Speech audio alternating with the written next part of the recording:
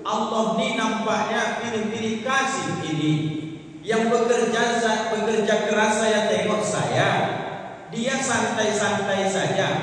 Merantau ke ujung batu tahun sama, menikah pun hanya beda bulan saja. Tapi rezekinya jauh lebih hebat, jauh lebih banyak dikasih Allah. Maka muncul dalam hati Bapak Ibu, jangan-jangan Allah ini tidak adil dia bagi rezeki ini. Jangan-jangan itu menunjukkan sudah buruk sangka sama Allah. Buruk sangka itulah Bapak Ibu menunjukkan engkau tidak menerima tentang apa yang sudah ditakdirkan oleh Allah. Disitulah masalah tauhid itu di situ.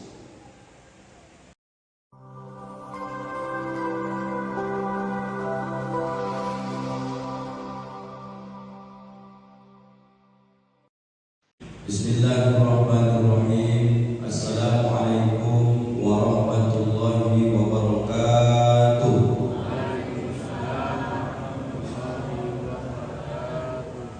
Alhamdulillahirabbil alamin.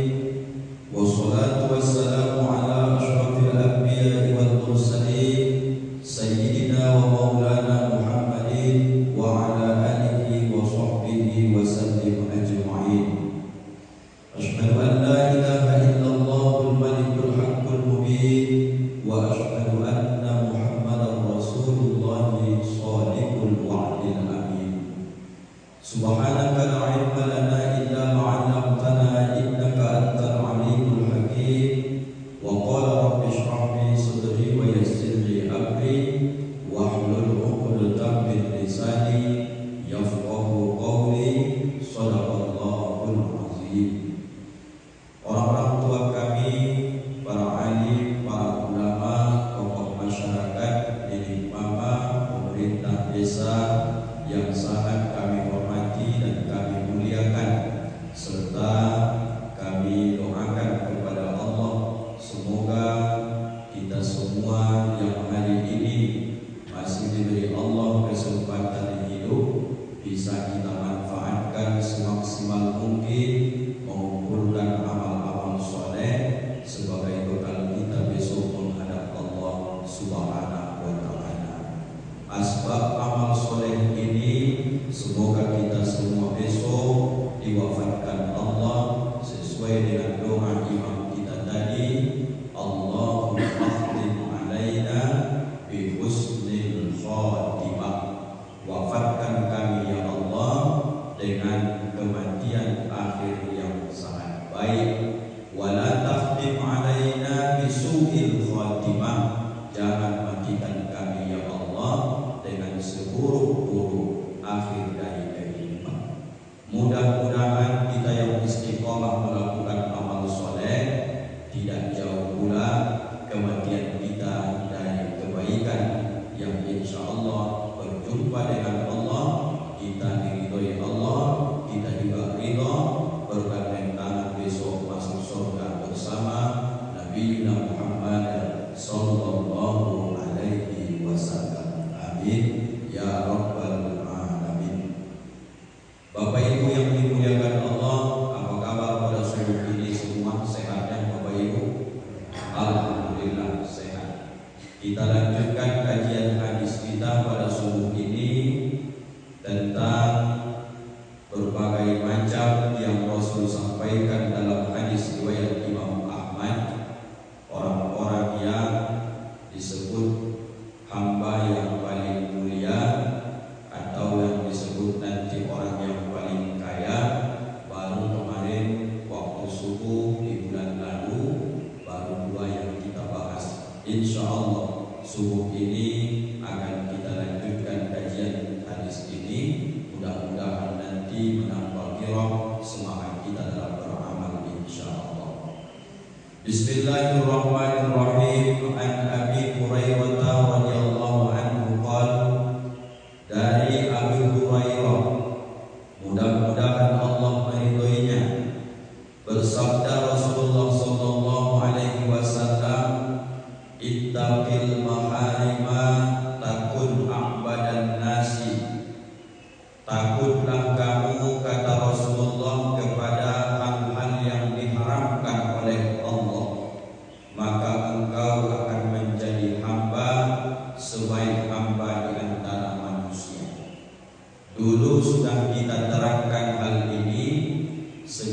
yang diharamkan oleh Allah, maka orang bisa menahan diri dari hal itu bertanda baru mendapatkan status hamba Allah Subhanahu wa taala.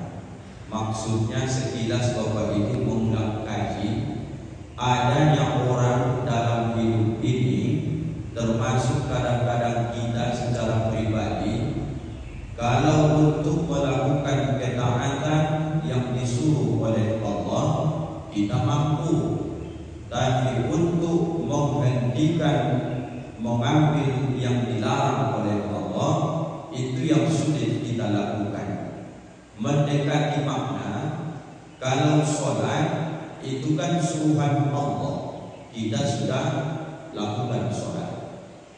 Puasa juga suruhan Allah, kita sudah lakukan. Tapi giliran larangan Allah, jangan makan riba contohnya, itu yang belum bisa dihentikan. Atau nanti jangan ambil hak orang lain, tetap juga dilakukan. Yang paling sulitnya, ketaatan tetap dilakukan, tapi kemaksiatan pun terus dijalankan. Maka orang seperti ini Bapak Ibu belum disebut dengan hamba di antara sekian banyak hamba Allah manusia. Bermakna orang yang sudah yakin bahwa dia takut kepada Allah harus seimbanglah yang dua ini. Apa yang dua ini? Kalau sudah mampu melakukan ketaatan, sekuat itulah kita menjauhi yang dilarang oleh Allah. Jangan timpang, yang disuruh dilakukan, yang dilarang pun dia tetap lakukan. Maka nanti kalau ditimbang amal, logikanya dia akan balance. Dalam arti sholat lanjut, membicarakan aib orang pun lanjut. Apakah pahala sholat ini yang akan dipindahkan ke dosa menggibah, memfitnah? Maka ditimbang amal, pahala sholat tetap ada, dosa menggibah juga tetap ada.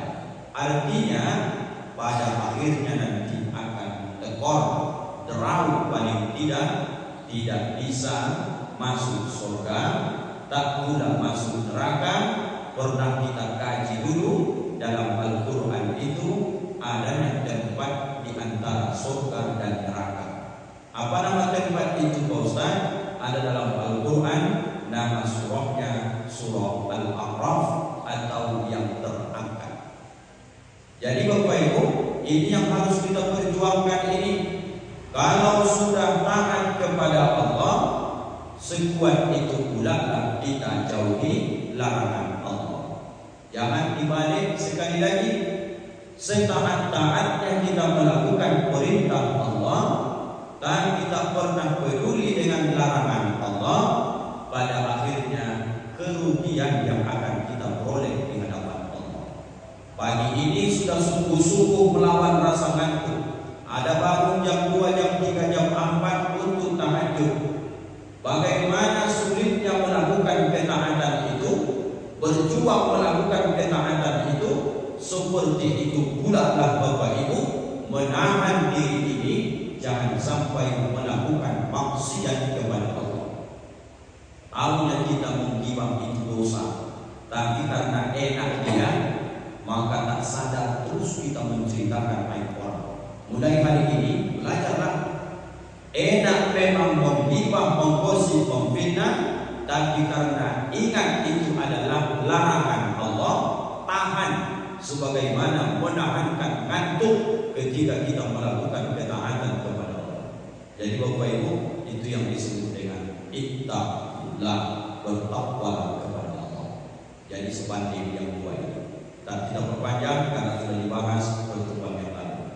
Yang kedua, warda bima qasamallahu laka takun agnan nas. Ridholah engkau terhadap apa yang sudah menjadi ketetapan Allah laka bagimu, takun agnan nas, maka engkau menjadi orang yang kaya di antara manusia. Artinya kuncinya Bapak Ibu, membuat diri ini supaya ridho, ikhlas apa yang sudah ditentukan oleh Allah. Inilah rukun iman yang paling tinggi. Berapa rukun iman itu Bapak Ibu? 6. Percaya kepada Allah, percaya kepada malaikat, percaya kepada kitab, percaya kepada Rasul, percaya kepada hari kiamat, percaya kepada qada dan qadar Allah. Percaya kepada Allah, sudah tahu kita sifat 20, yang mustahilnya pun 20, yang harus pun kita tahu. Percaya juga kepada kitab Allah, kita tahu kitab Allah yang Dia turunkan berupa suhuf pun kita paham. Percaya kepada malaikat Allah, sampai sifat-sifat dan nama malaikat pun kita tahu insyaallah. Percaya kepada hari kiamat pun kita tahu perjalanan prosesnya. Tapi percaya kepada qada dan qadar Allah, percaya kepada yang ditetapkan oleh Allah, disinilah banyak orang yang tidak mampu Bapak Ibu meyakininya secara utuh. Contohnya, kalau Bapak Ibu masih merasa silau dengan nikmat yang Allah berikan kepada saudara kita, arti silau itu macam mana Pak Ustaz? Lebih kaya tetangga itu ketimbang kita. Maka dalam hati muncul, Allah ni nampaknya pilih-pilih kasih ini. Yang bekerja keras saya tengok saya, dia santai-santai saja. Merantau ke ujung batu tahun sama, menikah pun hanya beda bulan saja. Tapi rezekinya jauh lebih hebat, jauh lebih banyak dikasih Allah. Maka muncul dalam hati Bapak Ibu, jangan-jangan Allah ini tidak adil Dia bagi rezeki ini. Jangan-jangan itu menunjukkan sudah buruk sangka sama Allah. Buruk sangka itulah Bapak Ibu menunjukkan engkau tidak menerima tentang apa yang sudah ditakdirkan oleh Allah. Disitulah masalah tauhid itu disebut. Jadi kalau mengenai tentang beriman kepada Allah, sudah lulus kita insyaallah Bapak Ibu. Tapi tentang masalah rezeki yang kita contohkan yang diberi Allah kepada orang lain, kemudian kita tidak ridho dengan keadaan kita hari ini dibuat Allah, muncul dalam hati menggerutu. Kenapa dia lebih pintar dari saya? Kenapa dia lebih kaya dari saya? Kenapa rezekinya lebih lancar dari saya? Kenapa dia lebih dari saya? Makna itu, maka dia mulai protes dengan Allah. Orang yang protes dengan Allah, apa kata Allah dalam hadis qudsi? Siapa yang tak ridho dengan ketentuanku, kata Allah, silahkan dia cari Tuhan selain daripada aku. Bayangkan itu Bapak. Jadi awal ini sistemnya hamba ini Bapak Ibu, sistem menerima sebenarnya. Yang awak lakukan, apa yang dia suruh awak kerjakan, apa yang dia larang awak tinggalkan. Kemudian keputusan itu ada sama dia, terserah Allah. Mau dikasihnya kita miskin, terima saja. Dikasihnya kita nikaya, alhamdulillah. Dikasihnya penyakit, terima saja. Maka sering dikaji hadis ini, menakjubkan orang yang beriman, sifatnya ini akan berputar-putar dengan dua perkara. Asal kau dapat nikmat, bersyukur dia kepada Allah. Asal dia dapat sesuatu yang tak enak, tak sesuai keinginan, maka dia bersabar dengan Allah. Sabar di sinilah Bapak Ibu letaknya. Wallahi ma qasamallah, ridho dengan apa yang sudah ditetapkan oleh Allah. Kalau ada kita yang hadir ini sudah merasa ridho dengan apa yang diberikan oleh Allah, apapun hari ini bentuk kehidupan dan rezeki yang ditetapkan Allah, ikhlas, lapang hati, tidak merasa menggerutu dalam hati tentang apa yang ditetapkan Allah sampai hari ini. Agnanas, engkaulah sebenarnya orang yang paling kaya di antara sekian banyak manusia. Makna kaya di sini apa nih Pak Ustaz? Orang yang paling bahagia, paling senang dalam kehidupan ini. Tidak ada lebih dari itu lagi Bapak Ibu. Jadi Bapak Ibu yang dimuliakan Allah, harus kita pahami betul-betul bahwa orang kaya, orang miskin, orang sehat, orang sakit, laki-laki, perempuan, anak-anak, remaja, dewasa, orang tua, kakek, nenek, bapak, ibu, semua yang bernama manusia di atas dunia ini, kalaulah mau dia sejenak merenung apa yang awak cari dalam kehidupan ini, semua pasti menjawab ketenangan Bapak Ibu. Lalu di mana letak ketenangan itu? Dalam hati. Apa isi hati ini supaya tenang? Dia ridho dengan apa yang ditetapkan oleh Allah Subhanahu wa ta'ala. Senanglah, tenanglah hidupnya itu. Kalau sampai dia selalu menengok yang lebih dari orang ketimbang dia, saat itulah ketenangan, kebahagiaan itu hilang daripada dirinya. Itulah yang menimbulkan darah tinggi, itu yang menimbulkan asam urat, itu yang menimbulkan penyakit jantung koroner. Apa kaitannya? Karena koneknya hati tak lulus dari penyakit-penyakit yang ada dalam dirinya. Berhati-hati Bapak Ibu. Maka nomor 2 ini bentuk ditanamkan dalam diri kita. Ya Allah, yang pertama caranya, saya berbaik sangka dengan apa yang sudah Kau berikan ya Allah. Apapun hari ini yang terjadi, ini pasti yang terbaik ya Allah. Tugasku hanya ikhtiar, berusaha, aku doa, aku serahkan kepadamu, namanya tawakal. Terserah Engkau ya Allah, apa yang Kau takdirkan dalam kehidupan ini. Mau miskin, mau kaya, yang penting aku ridho apa yang Kau berikan ya Allah. Takun agnan nas, jadilah Engkau apa yang paling bahagia, paling kaya di antara manusia. Yang ketiga Bapak Ibu, wa ahsin ila jarika takun mu'minan, dan berbuat baiklah kamu ila jarika kepada tetanggamu, takun mu'minan, maka engkau jadi seorang yang beriman. Kenapa Bapak Ibu dikaitkan Rasulullah taruhan iman dengan berbaik kepada tetangga? Karena memang dalam hadis yang lain pun, la yu'minu ahadukum, tidak berimannya seorang di antara kamu kecuali dia bisa aman dari gangguannya apa yang disebut dengan tetangganya. Bermakna hadis itu Bapak Ibu, orang bisa diukur tingkat keimanannya kalau kita, mohon maaf, bertanya kepada orang yang di samping rumahnya. Pemahamannya mudah ini Bapak Ibu. Kalau ingin Bapak Ibu tahu Ustaz Rangkuti ini baik atau tidak, Bapak Ibu jangan tanya sama saya. Sekali lagi Bapak Ibu, kalau Bapak Ibu ingin tahu Ustaz Rangkuti ini baik atau tidak, Bapak Ibu jangan tanya sama saya. Maka saya akan menjawab, saya baik.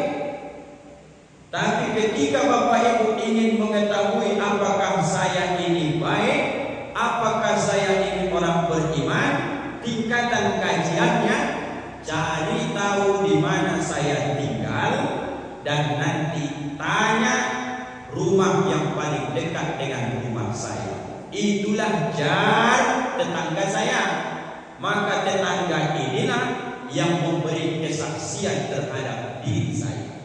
Kalau tetangga sebelah kiri mengatakan, ya Ustaz itu baik ya, 1 poin. Tanya sebelah kiri, ya Ustaz itu baik ya, dapat 2 poin. Apakah hanya kiri kanan Pak Ustaz? Ada 2 lagi, muka dan belakang. Kalau yang 4 ini mengatakan, memberi kesaksian bahwa kita orang baik, takun mukminan, naik sedikit derajatnya, itulah hakikat orang yang beriman. Jadi kalau kita mengukur diri kita ini, tingkatan keimanan itu dalam masalah muamalah, maka tanyalah yang pertama tetangganya, dan yang kedua tanya siapa kawan-kawan akrabnya. Kalau kawan-kawannya menyebut dia itu orang baik, itulah menjadi tolak ukur orang ini adalah orang baik. Tapi kalau tetangganya mengatakan perangainya buruk, sekalipun dia mengatakan dia baik, yang diterima adalah ucapan tetangganya dan ditolak persaksian untuk dirinya. Kira-kira Bapak Ibu paham tak? Mudah dipahami Bapak Ibu. Menilai diri kita baik bukan diri kita, tapi mengambil penilaian orang baik adalah orang yang dekat dengan kita, tetangga kita, dan kawan-kawan yang bergaul dengan kita sehari-hari. Siapa orang beriman tadi? Orang yang baik kepada tetangganya, maka itulah yang disebut dengan orang yang beriman dalam hubungan muamalah. Kalau dinaikkan sedikit gajinya Bapak Ibu, baca hadis lain. Iza tobafta marqatan, apabila engkau sedang memasak marqatan, bahasa marqah itu adalah gulai.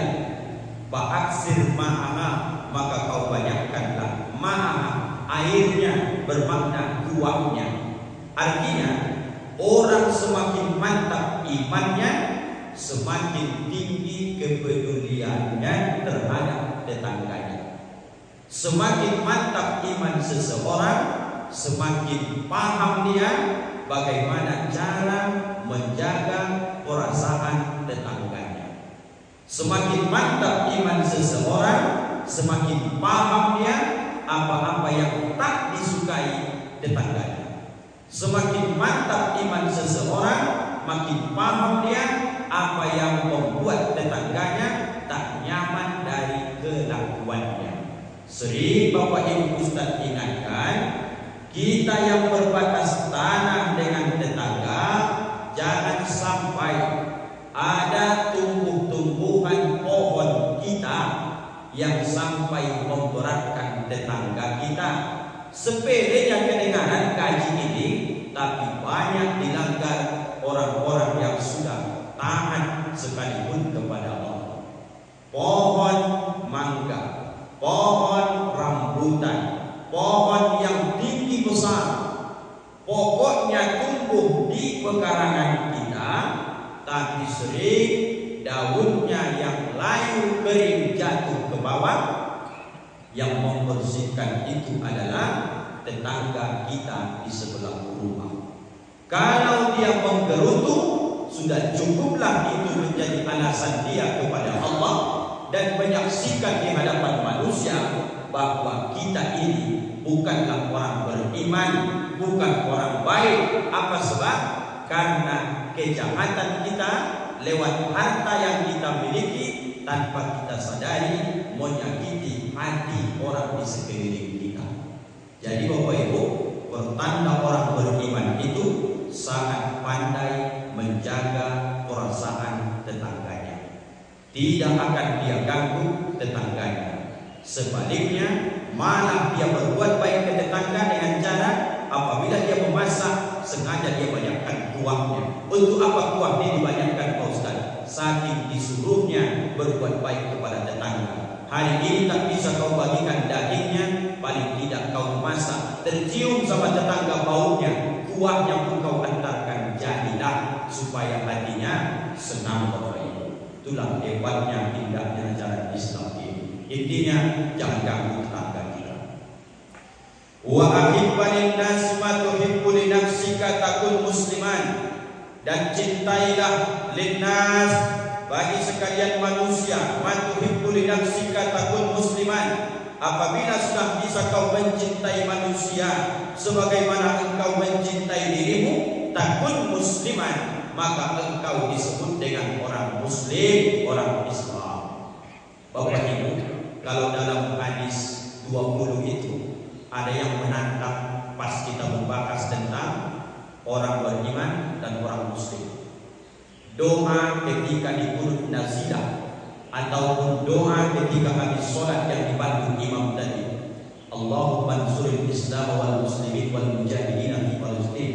itu bermakna sedang membentuk. Ada satu hadis Nabi dalam hadis 20 itu. Kalau saya terjemahkan Bapak Ibu, orang yang beriman itu mereka itu laksana seperti satu tubuh. Apabila yang satu sakit, maka yang lain ikut merasakan sakit itu. Artinya yang dirasakan oleh orang lain mampu kita merasakannya. Ini juga barometer tolak ukur keimanan yang mantap, barulah menjadi seorang Islam sejati. Itu artinya.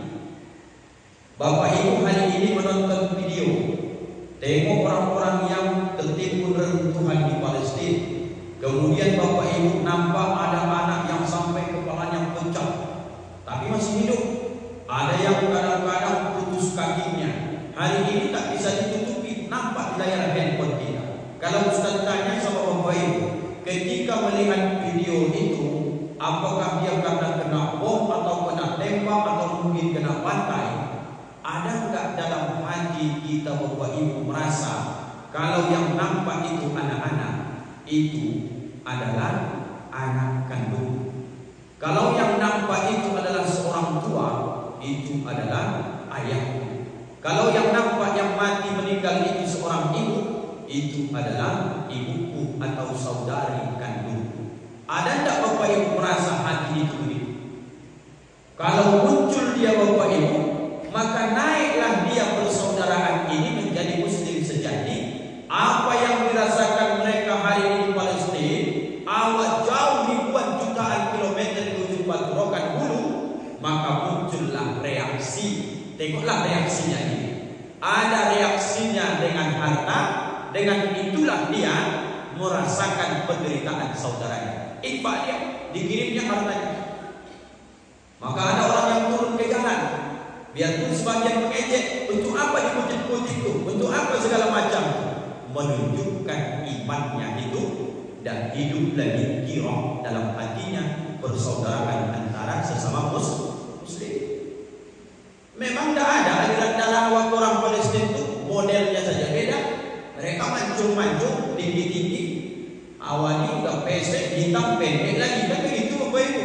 Tapi ketika dipersaudarakan dengan sesama Muslim, sama-sama orang yang beriman, lalu muncul yang berharta sumbang harta, yang punya tenaga dia turun ke jalan kutip dana, dan yang punya pemikiran, punya ide, bahkan dia lakukan dengan pemikiran ilmu yang dia punya. Setidaknya kita Bapak Ibu yang punya media sosial, share lah supaya banyak orang yang simpati. Yang tak bisa pula YouTube tak bisa men-share, apalagi Pak Ustaz. Satu lagi Bapak Ibu, ad-du'a'u silahul mukmin, ad-du'a'u mukul ibadah. Doa Bapak Ibu, berdoa, jangan sampai berdiam diri. Orang sudah susah payah, kita tidak ada sedikit pun hati terasa terpanggil untuk mendoakan mereka. Padahal Nabi sampaikan, wa ahibbalin nas ma tuhibbu li nafsika takun musliman. Kau cintai orang lain saudaramu sebagaimana kau cinta terhadap dirimu. Sakit mereka harus sakit kau rasakan. Putus tangannya setidaknya kau rasakan sakit itu. Tertimbun reruntuhan, bayangkan kalau kita yang kena musibah itu. Maka inilah disebut Muslim sejati Bapak Ibu. Itulah hebatnya jalan agama ini. Yang terakhir Bapak Ibu, wala tuksirid dhahik fa inna kasratat dhahiki tumitul qalbi. Wala tuksirid dhahik, kata Rasulullah, jangan engkau banyak tertawa. Dalam makna apa Ustaz tertawa ini? Terbahak-bahak. Karena orang yang suka tertawa terbahak-bahak, kata Nabi, tumitul qalbi, dapat mematikan hati. Jadi Pak Ustaz, kalau kita tertawa itu tak boleh sampai terbahak-bahak ya? Iya. Apa sebab? Karena semakin banyak tertawa, makin melemahkan hati ini ingat dengan Allah. Makin banyak tertawa, makin hilanglah rasa takut kepada Allah dalam hati. Makin banyak tertawa, makin menipislah ingat tentang masalah kematian. Maka dilarang kita Bapak Ibu tertawa terbahak-bahak, sampai kadang-kadang ada yang tertawa sampai terkulek dan segala macam. Itu bukan ajaran Nabi Muhammad sallallahu alaihi wasallam. Senyum Pak Ustaz itu sedekah, malah dianjurkan Nabi. Tertawa boleh Pak Ustaz. Nabi pun dalam hadis pernah Nabi tertawa sampai nampak gigi gerahamnya. Ada dalam hadis Nabi. Yang dimaksud tertawa ini tertawa berlebihan sampai terbahak-bahak yang menimbulkan hati makin keras dan bisa dia mati dalam mengingat kematian akan berjumpa dengan Allah Subhanahu wa taala. Hadis ini diriwayatkan oleh Imam Ahmad, dihantarkan oleh Abu Hurairah radhiyallahu anhu. Mudah-mudahan Bapak Ibu apa yang kita sampaikan subuh ini bisa menambah gairah semangat dalam ibadah. Mana yang bentuk suruhan, ayo sama-sama kita maksimalkan untuk mengerjakannya.